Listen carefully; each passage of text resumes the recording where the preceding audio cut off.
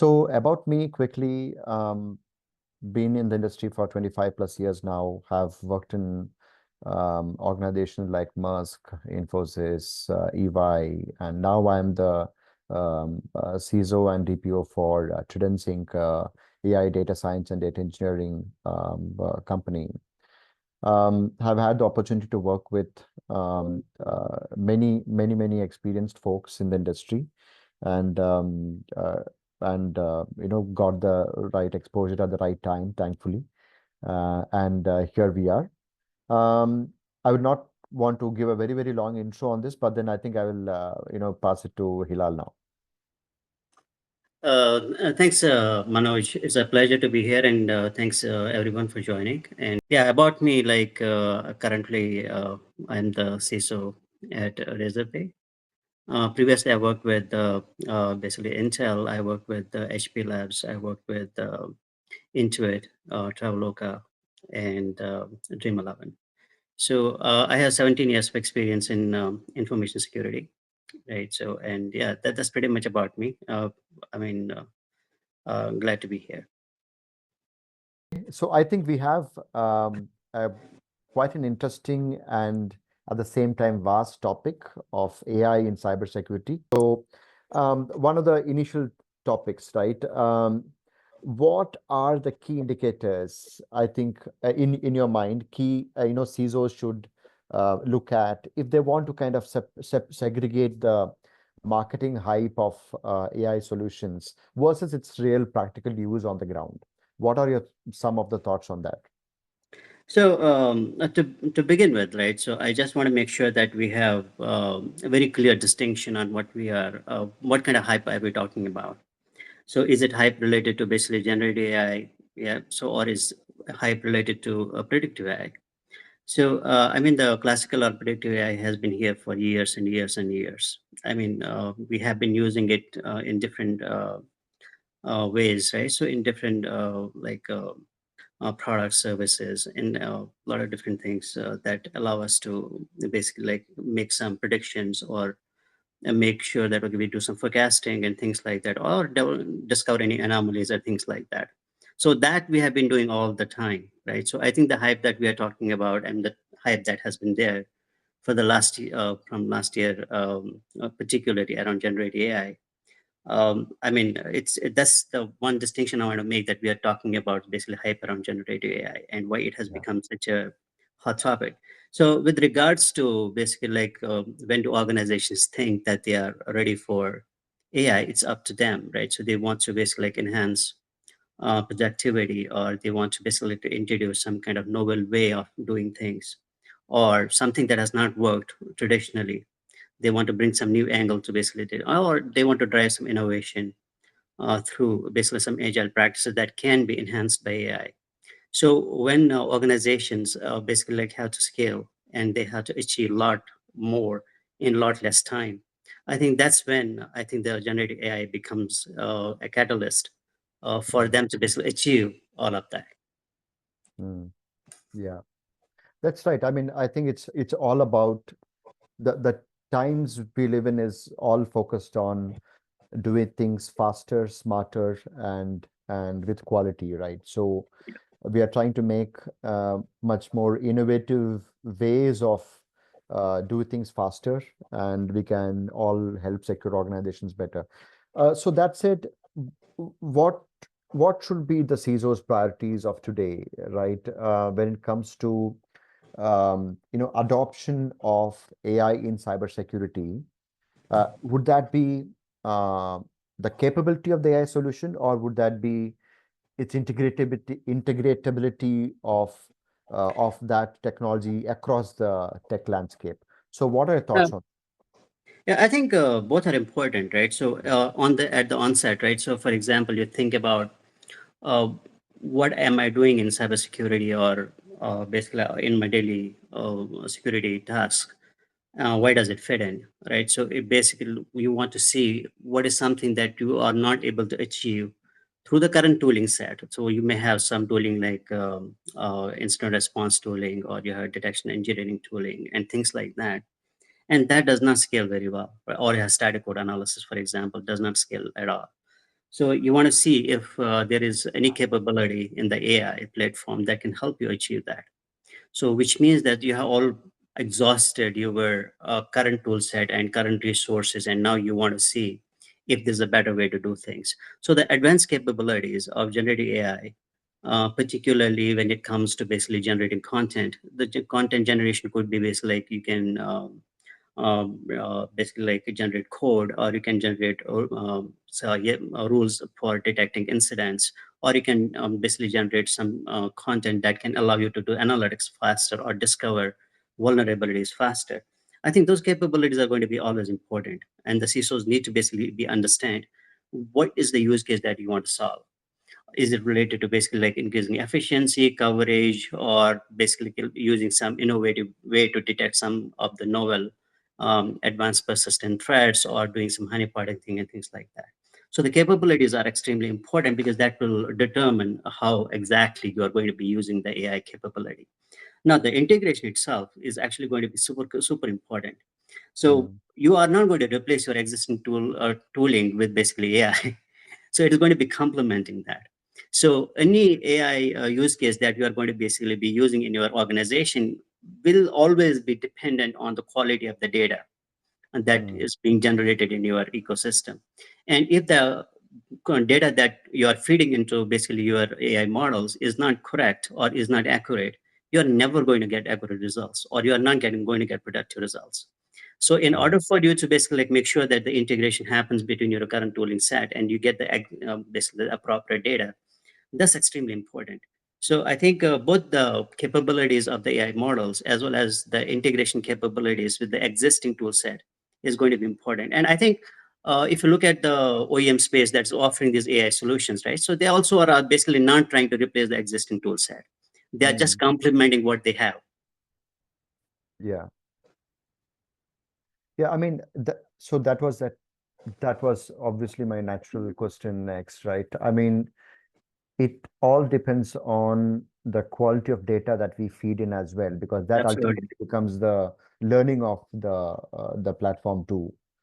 Um, so for organizations who are trying to adopt AI into their cybersecurity stack, um, I think one of those most critical element would be to ensure the quality of data is maintained. The integrity of data is so key, because if that is tampered with, then I think we are not going to get anything useful out of the system at the end of the day.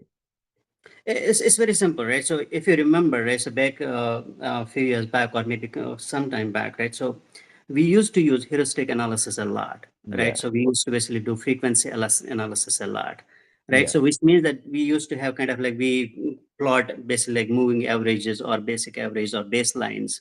And then using those baselines, we used to create basically, oh, if something is basically normal or abnormal, if Mm, something is anomalous or not anomalous, right? mm, Or behavior is not basically appropriate, or there's some entity behavior that's not accurate. So we used to mm. use those models, right? So Yeah. and that used to be I mean at to some level that was very accurate because we used all the Mm, data that we got from the yeah. systems, right? So it was from the endpoint data that we used to get, and we used to process that, and then we used to get basically the results, and the accuracy of the data was not in question. So now what happens with basically the particularly in the generative AI space is that the model themselves are not necessarily going to be static, or they're not going to be following a particular rule set, Yeah. because you have learning models, right? So they have Yeah. their own will, for the lack of a better word. So they Mm, keep on learning as you basically like pump data into the system. So which mm, means that inherently they are going to basically be manipulating some of the data, right? mm, So to mm, achieve some basically like results, right? So and you have seen, I've seen personally, I've seen a lot of data coming out of LLM models that's not mm. really accurate, right? So it actually Yeah. like, okay, so I feed it a basically PDF document, and I ask, Mm, okay, summarize this for me and tell me what is the analysis. It does not necessarily read the entire document, or it does yeah. not even try to basically like see, okay, what is the context, right? It Yeah. just spits out what it thinks is right. So Mm, that inherent bias actually mm. leads to basically data corruption. And when Yeah. the data corruption happens, you are not going to get accurate results. So data accuracy and data correctness is actually the most important part of basically making sure that your AI models actually work accurately. Mm. So how I look at it is that every technology that we all have been using all this while in the organizations, in each of, every organization for that matter, needed data to operate on, one Yeah. in one form or the other. But it has become even more crucial now because of these LLMs in use, because and also because we cannot afford for that data to be misinterpreted in the contextual sense of things for it to further give us any kind of usefulness out of it. Absolutely. I mean, what is the objective of basically using a generative AI model or a machine learning Yeah. model? Mm, Is basically either to generate content level, like which I said earlier, or it is basically predict something or mm, discover some of the things that's going to be important, right? So for an organization to basically achieve. Now, if the yeah. models themselves basically are not going to adhere to basically what exactly you want them to basically be working on, it's going to be Mm, extremely difficult to achieve context out of it. So the mm, context is always going to be subjective, right? So it's basically like, say, for example, if the data, accurate data is not there, it mm, can make up something, right? So that, mm, okay, this is basically, one of the classical cases is basically like when you do incident response, right? So in mm, incident response, for example, what happens is that you have multi event basically incident, right? So for example, some system did discovered a malware, mm, and then it quarantines it or it eliminates it or it basically does some analysis on it for investigation purposes, right? So there are a couple of steps involved mm, when antivirus actually deals with this or endpoint detection response system deals with it. So yeah. now the your AI model actually sees that that's the pattern, Mm, so that's mm, how it deals with it. So mm, next time something else comes in, it actually assumes that this is going to be the same pattern. yeah. So what it leads to is basically the classification of the malware itself is going to be in question. So for Mm, example, like right now you had a malware that's actually going to be some executive file or a PowerShell script or like a shell script or something, right? And then you kind of like, okay, you have now a fileless malware. So how does it classify the fileless malware, right? mm, So it assumes that it's going to basically do the same four steps that's actually you are going to be having for an executive file, but the mm, executable file basically will not be compared with the fileless malware because it does not get executed at all. So it yeah. basically piggybacks on some other process or some other file. So now you do not have the same process. So when the model assumes that it's going to handle that, so next time when you want to basically to analyze that a fileless malware, because it does not actually gives the results of the previous basically assumptions, previous results that it actually learned from. So the Mm, learning model itself does not become accurate. So it's very, very yeah. critical for people to Mm, actually understand that it's not always going to be like a one sleeve fits all the arms kind of situation. yeah. I think at the end of the day, we need to tailor it into the entire uh, tech stack, right? Should be able to integrate it well. They need to be able to operate seamlessly without causing any form of data corruption at all.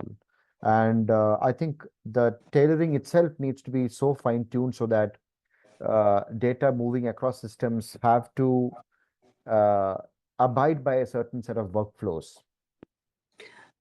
Yeah, so there are initiatives, right? So you have Mm, Manoj, if you remember, like so there was this Prism, basically foundation that basically said that okay, these mm, are the guardrails that are going to be applicable. mm, So and but that exactly is the problem, right? So basically you mm, say that okay, it's going to basically work within these guardrails. Do not achieve any bias, right? So do not mm, exhibit any kind of basically like any kind of malicious intent, for example, or do not assume basically like do not be presumptuous, for yeah, example. yeah. So all of those things, when you actually think, okay, yeah, this is going to do it, is going to do it like that, right? Mm, So that eventually does not become like a rule or a principle in which it mm, actually operate, right? mm, So mm, regardless of the guardrails that you actually put in place, and I don't think those guardrails are going to be stopping a model from learning, right? So it's and mm. ultimately it's going to be a learning model, right? Yeah, So yeah. it's not going to basically like be subjected to basic guardrails that other tools actually use, right? So for Mm, example, you have a rule set that says that okay, uh, monitor this particular IP address, but do not block it if it actually sends too many requests. That's a mm, guardrail, and it actually the firewalls work very, very well within that guardrail. right? mm, Here you tell it the model the same thing. So okay, mm, monitor but don't, but it does not have the capacity to block it. So yeah. it does not have the capacity to basically exhibit a based or initiate a workflow. So Mm, I mm, mean, you can integrate it with tools and basically start workflows, right? So and that's how people have been using it. But ultimately, what happens? It does not have the capacity within itself. So what it means is basically when it generates that particular content, it's not going to be always basically what you expect it to basically deliver, and that's actually the mm, problem. mm. That's right. So now, see, when we talk about the maturity of the AI solution and then the readiness of the organization to be able to embed it into their environment, right? What are those specifics on the level of readiness that we need to have as any small to medium organization? I mean, let alone, I mean, leave aside very large Mhm. enterprises, right? There will be certain minimum expectation that we need to have at an architectural construct, or general capability wise from a technology standpoint. So what are those according to you? Yeah, I think the most important thing to understand is that when you are actually in that journey, right? So you would Mm, want to basically like understand what's your ultimate objective, right? mm, So is it basically enhancing productivity? Are you going to be creating any products? Are you going to basically increase efficiency? Are you going to drive innovation through this? So yeah. what exactly is your objective? Based on that objective, there are small things you can actually do to Mm, basically prepare yourself for basically adoption in the right way, right? mm, So it's all starts with basically incremental upgrades. Like it's an evolution, yeah. right? So you start basically like addressing the most straightforward problem statements that you have encountered, right? So, Mm, for example, you want to enhance productivity. How are you going to do that, right? So you want to basically mm, start a pilot within your organization, give them some yeah. basically ChatGPT size style or any other AI style, Yeah. Yeah. basically helpers, right? So and Mm, let them mm, see, like okay, for them, let them observe that if that's actually increasing their productivity or not, right? So mm, basically, they mm, generate code, they do quality checks, and all those mm, things, right? mm, And how do they need to obviously fine tune those things, right? So and that's how we did it, right? So we had mm, a pilot for all of those things, and when mm, we had a analysis and we did ultimately like okay, we observed there was remarkable improvement in efficiency and productivity, and that's when we mm. said okay, yeah, this makes sense, right? Yeah. So Yeah. and then of course that decision becomes a lot more simpler, right? So to Mm, adopt it or not adopt it. mm, Why it becomes complicated is basically like say for example, a bank has a chatbot. mm, mm, I mean, I have never found it to be very helpful because it never gives me mm, the answer that I'm looking for, right? mm, So it gives me some very basic chatbots mm. that are responses that are Yeah. pre-programmed and all that. Mm, It's not mm, that the banks do not have the technology to make it more intelligent. It can actually do that, right?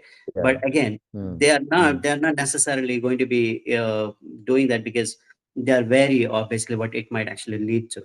So it's not necessary that it will only give me yeah. my information, right? It can potentially give me somebody else's Mm, information as mm, well because other people are also yeah. using it, Yeah. right? So so Yeah. very Yeah. streamlined, right? So for a bank or some other Mm, organization that use it for a customer facing or external facing, a lot more precautions need to be mm, done. So you may never find yourself mature enough to trust the AI model to basically like do the right thing and give the support that's necessary.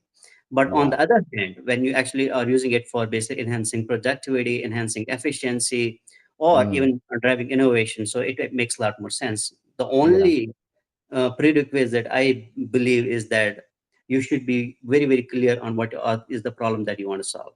Yeah. I think it's about, yeah, I completely agree.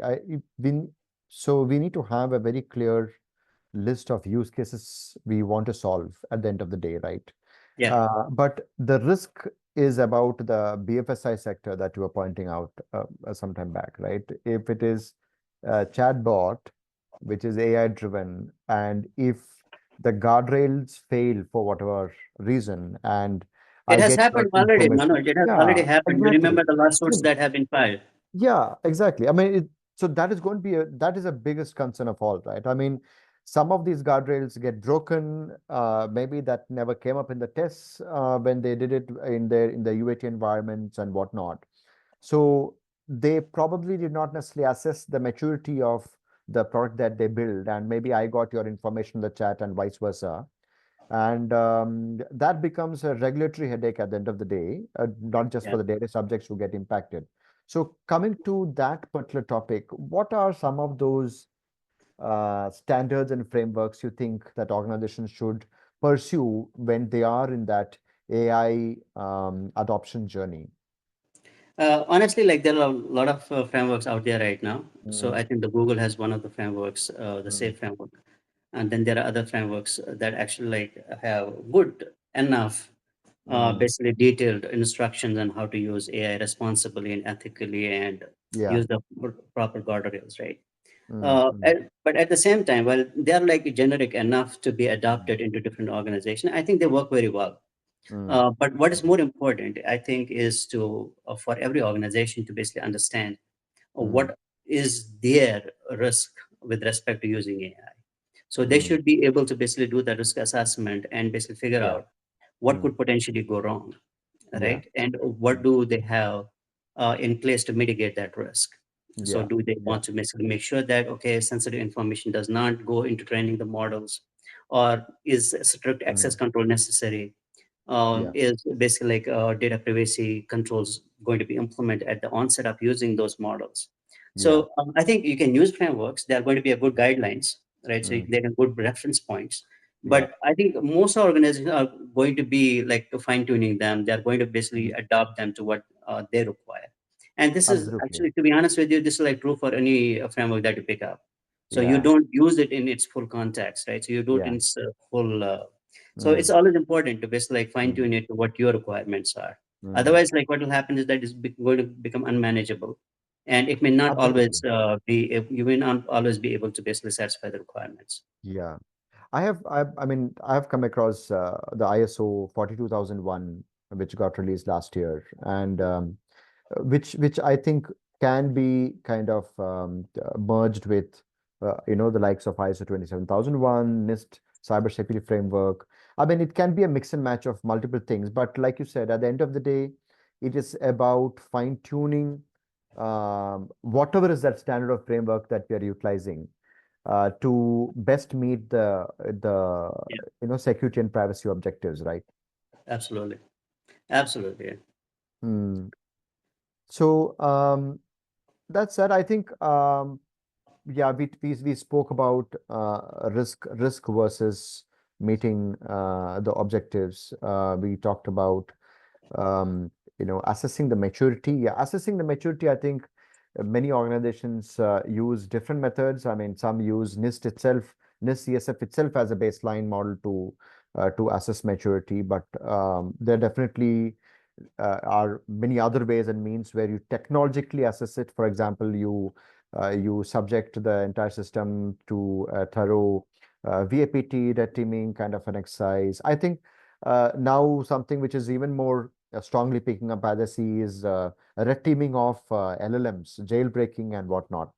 So I think that's something, catching up quite a lot, trying to, do prompt injections and trying to see how you can break the system and get it to throw out some data which it is not supposed to throw back at the user and whatnot. Yeah, I think penetration testing or offensive engineering or red teaming, Mm, they have their own basic like place in basic security spectrum, mm, right? So they yeah, provide a certain value, right? yeah, And it has to, if you do a continuous red teaming, it will provide a mm, certain value. yeah, But in my opinion, what I have seen is that the most effective way of doing it is through chaos engineering. mm, So I do believe that you kind of like need to introduce faults in your mm, systems to understand how it's going to behave.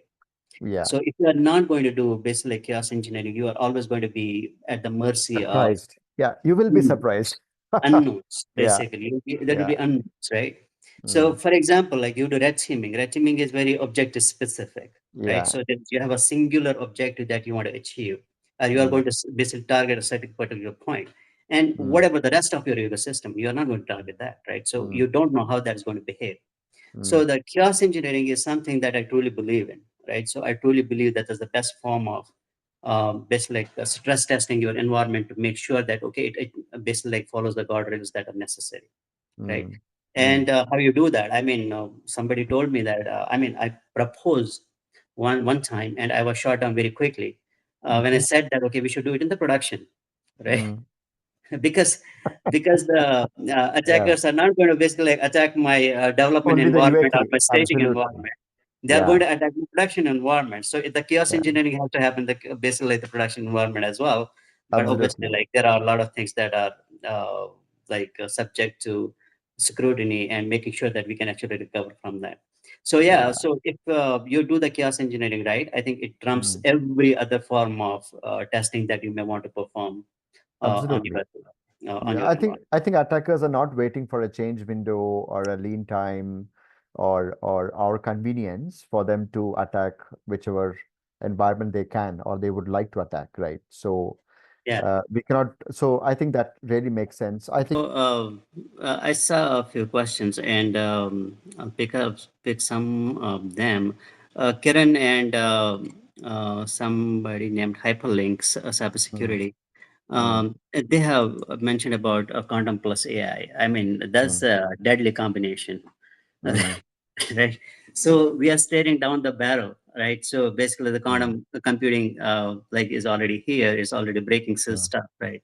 mm, So I think combined with basically AI, the way ease at which we can actually achieve those objectives from a malicious point of view is going to be tremendous, right? So I think, I mean, whoever basically like right now is mm, not preparing for basically the quantum basically like era is actually going to be in denial.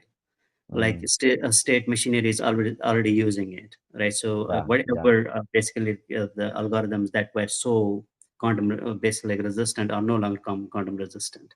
yeah, So combined with AI, I mean, the context in basically the AI and quantum, totally different things, right? But yeah, at the same time, would AI actually accelerate basically the AI, quantum basically introduction security? I think it will, right? So it's just about basically what kind of AI are going to be using, right? So yeah, yeah. it's going to be like a predictive AI, a classical AI, causal AI, or something Mm, like that, and that will make a yeah, massive difference. yeah, But at the same time, it's important to understand and basically isolate the subject into two different things. Quantum is definitely going to be a deadly challenge. It's already here. yeah, yeah, AI combined with quantum is going to be even more difficult. I'm not sure if yeah. that was the question that was asked, but hope Yeah, I that's think that was a very high level point, but yeah. uh, we did not have more details on that. But I think we have a question So from one Shreya. of the things, Yeah. I think one of the questions was basically like, is quantum a hype? Definitely not. I can Mm, guarantee you that much. So quantum computing is not going to be like it's not a hype. It's going to basically shake yeah, up everything that we know. yeah, AI, on the other hand, is going to be a different thing, right? So each basically new technology has some phases, right?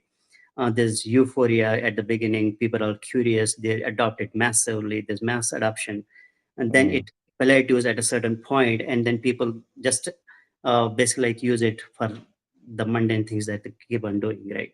So that's the life cycle for something like AI will also fall into that kind of thing. But yeah, quantum actually does not basically fall into that hype cycle because it does not need hype cycle, right? yeah, So what it does, it simply breaks security, yeah, right? So absolutely. it's definitely not hype. Yeah. So thanks for that, Tilal. So I think Shyam, there's a question about AI and DLP. I think they will need to coexist as two different technologies. Their purposes are different, but if the point is about blending AI into DLP, that is a different conversation. If it's about conflicts between AI and DLP, then yes, every DLP technology needs to go through that fine-tuning cycle.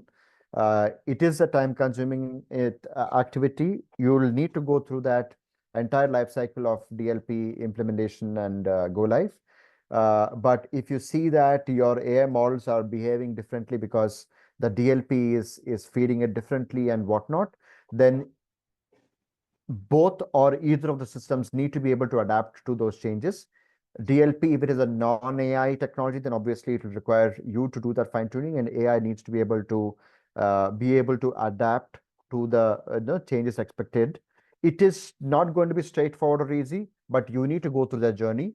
That's the only way you can make these things work together, right? So, anything else? Any other questions you would like to respond to, Hilal? Yeah, so I think I just read Kiran's question completely, right? So what do we Ah, do as mm, CISOs to basically ensure that, okay, quantum cryptography does not basically devastate us, right? So I think to fortify ourselves, I think there are already like quantum resistant algorithms or crypto systems available. yeah, We should definitely give that a try. And mm, because it's actually still evolving, although some of it has reached certain level of maturity, so we yeah, need to basically understand that what is the mainstream impact of basically quantum cryptography. So right now we don't know. So basically, for yeah, example, we have keywords or something like that, right? So that are mm, going to be exposed. You are not going to be able to basically save that from decryption and all that, right? So that's yeah, problematic. And if, for example, what you believe in or what something that you are actually like introducing is no longer going to be protecting you from what you think it will protect you from, so it's obviously like the change needs to be made. Think it about like this: any new service that you develop or anything, a new product that you develop, make sure that it has some way of basically addressing the quantum resistant cryptography. yeah, So if it's expensive, it's resource yeah, consuming, and probably we may all not have access to it right now. So yeah, try to think of it actually like, okay, what are the different things you can do right now to be able to just adopt them in future, right? mm, So because it will become mainstream at some point. So yeah, to be able to do that, I think it's very important to basically keep ourselves aware of the yeah, basically like what's happening in that aspect, and mm. accordingly like prepare ourselves for quantum resistant era that's definitely going to come. Yeah, as I understand, I think nation states are, I mean, completely up to speed on it because they have the intent and the resources for it. But for defender organizations who are into businesses like all of us, I think it is going to take time for us to be able to bring in such capable hardware to start with, and then of course match it up with the rest of the capabilities, right? So I think at least until when it is possible in our hands to be able to bring in such capabilities, I think my thinking would be is that we focus on defense in depth and ensure you cover all your bases well enough. With or without AI, if you can bring in AI, nothing like it, it'll make your life easier. But then, of course, there could be pitfalls that you need to be watchful for.